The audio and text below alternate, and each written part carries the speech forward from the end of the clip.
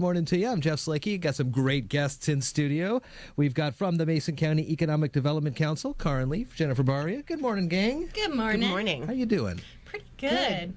Happy Monday. Especially for a Monday. Yeah, for sure. It is a Monday, and we do talk this time about all the great things that the Mason County Economic Development Council does. ChooseMason.com is the website with new locations here forthcoming in the next couple of weeks, right? We're boxing everything up and moving back downtown. It's pretty exciting. Man, that's going to be exciting. How are the new offices are located just right across pretty much right across the way from us here in downtown Shelton, the old PUD3 building, the payment office building, which is still available, but people are... But don't worry, you can still make your payments at the PUD building. Okay.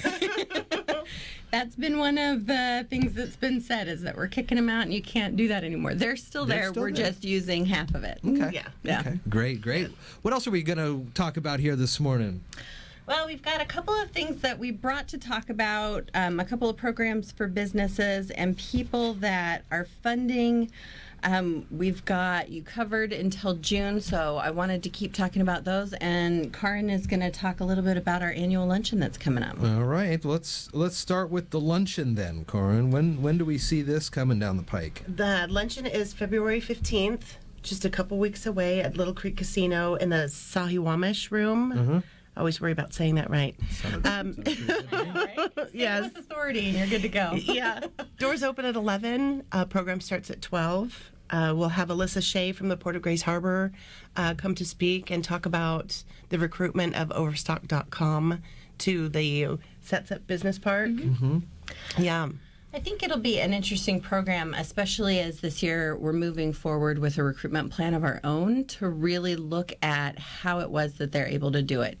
I know that Lynn's been on the radio and talked about recruitment being a long-term goal. Yeah. It is. It's not a short-term, I'm going to go someplace 6 months later, we're going to have a business. It is definitely a long-term goal, but being able to see a county that's close to us that built up a business park to bring people in kind of gives us a way to look at what are some breakdown goals that we can work on here while still doing recruitment projects. Okay. Yeah. There's the availability. There's a lot of space in Mason County, so maybe we don't need to build something like Sets Up did, but to bring these folks here, we got to have something on the books that says, hey, come to the county. We've got great things to offer. Right, and land is our biggest one, and we do have a lot of landowners that have big parcels that don't necessarily want to list them as for sale, but want them out there as being available if the right opportunity comes forward. So we do a little bit of that on our Zoom Prospector website, which I'm sure Lynn's talked about before.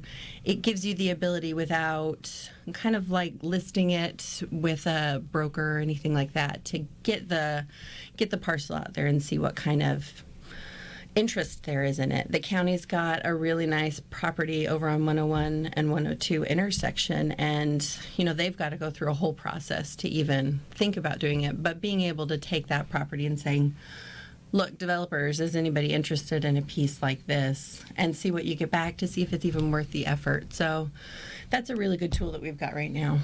I'd imagine also coming up at the luncheon, we'll talk about the economic gardening and all the great programs that you guys have been up to. Yet another one that I brought to talk about. Oh, good. We've got two. Excellent segue, Jeff. We've got two companies that are currently going through it. This is a program that Washington State has fully supported. They are vetting it. What's unique about us right now is we've got funding to put companies through it until June. So we've got 3 companies that are currently going through it. And what they're looking for are completely different from each other. So I don't want companies to look at it and think, oh, well, this isn't going to be something that I'm going to do.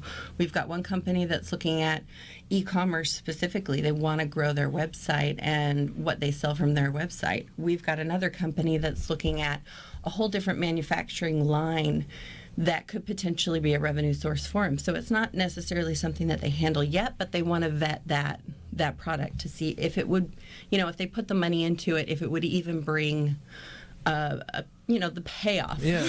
Why am I going to put this much money into it if I'm only going to get this little bit of return? So we've got a company looking at that. We've got one looking at, what do my competitors look look like?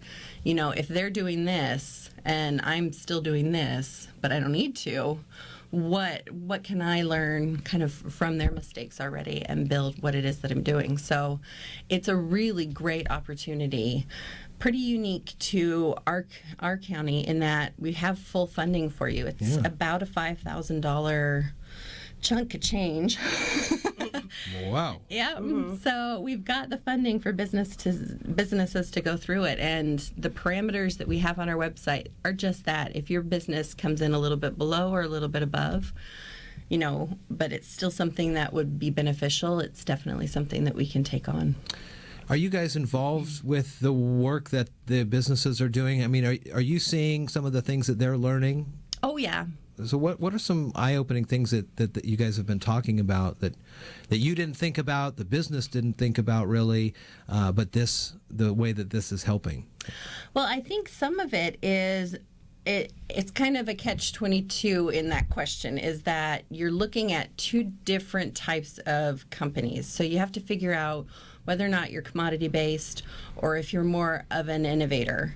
So you have to make changes if you're commodity-based in your price to make, you know, high volume, low price. Yeah. It's kind of that is your bottom line. So what do you have to do to make those adjustments? You either have to lower the price or you have to change what it is that you're selling. So the manufacturer that I spoke with is looking at a different avenue. You know, they still manufacture, they still do, you know, what their core business is.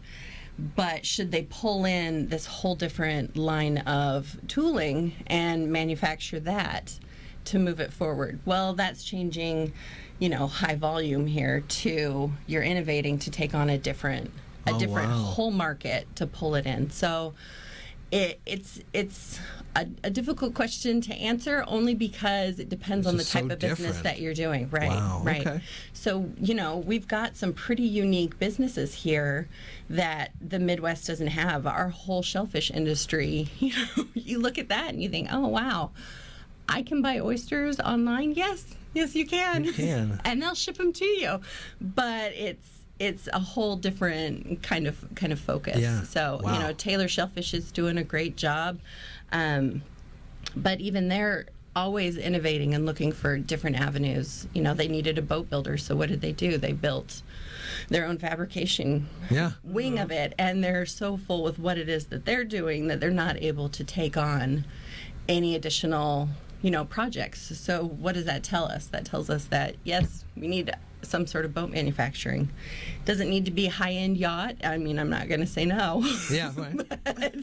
but it's a need that is clearly not just with one of our companies. We've got over, I want to say 40 shellfish growers that are active currently in our county. So it kind of depends on what it is that you're looking at. So each company, it's different. You learn something new each time. You know, how do you look at what their competitors, you know, where they're located, what they're selling, and let's map it. Let's do a big, you know, United States, and let's plot where those competitors are. And they're right here, well, why are they right there? What are we missing to send to that market? All right, Karin, business listening right now, they want to get involved with this. How do they get in touch with the EDC and get set up?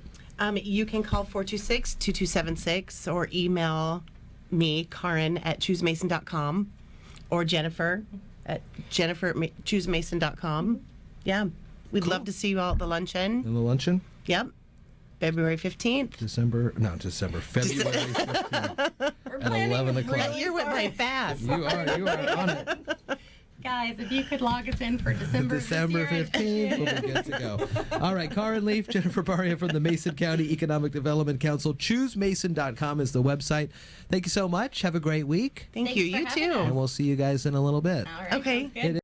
Do you know you have access to the fastest internet in Washington State? Switch to iFiber Communications right now and take advantage of our special offers. Pay only $29.95 for 100 megabit high-speed internet, or get 3 months of internet absolutely free. That's right, $29.95 for 100 megabit speeds or 3 months of internet free. Shop, stream, and game like never before with iFiber Communications high-speed internet. Call 360-427-4000 or check us online at ifiber.tv. Subject to credit approval. Valid on a 24-month contract.